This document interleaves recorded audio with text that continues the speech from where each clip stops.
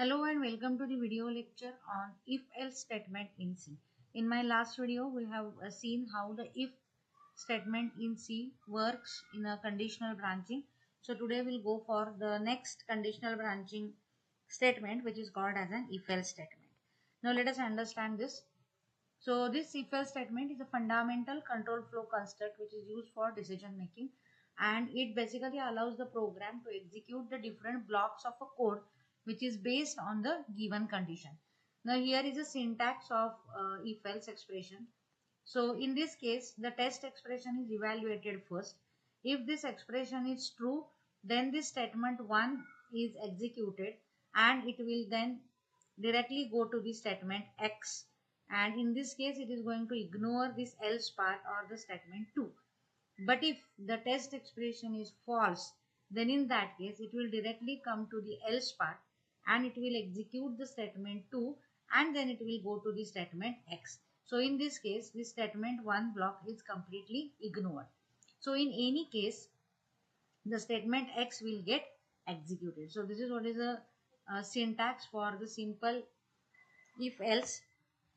Now here is a program to find whether the given number is even or odd. So let us understand this program. Now here we are going to accept the input from the user. So here I have declared one number as an integer. I am going to take that number from the user by using a scanf statement. And how to check whether it is a even or whether it is an odd statement. So this is the condition. So if that number is completely divisible by 2, then it is a even number. So whenever any number is completely divisible by 2, then it will give a remainder is equal to 0. So here in this case we are using this mod operator or modulus operator to check the remainder. So any number, entered number, when it is that number mod 2, that means after dividing by 2, if it gives the remainder is equal to 0, then it is an even number.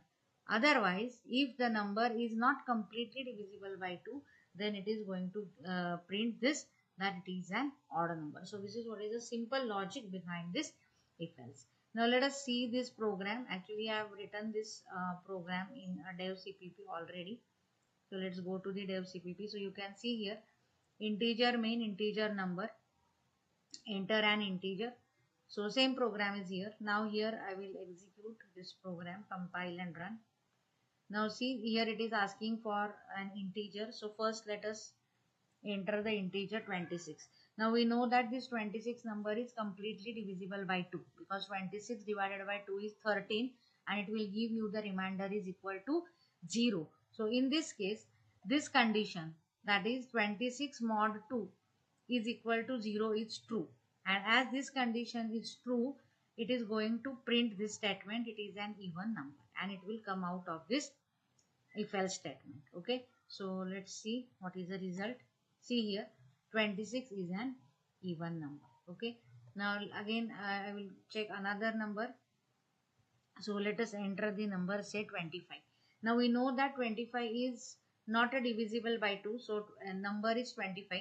So 25 mod 2, so it will give you the quotient 24 and it will give a remainder is equal to 1. So now in this case this condition is fail. So number mod 2 condition is fail, and because of this now it is going to skip this part and it will directly go to the else part and it is going to print that the number is odd number. So let's and see 25 is an odd number. This is what is the result.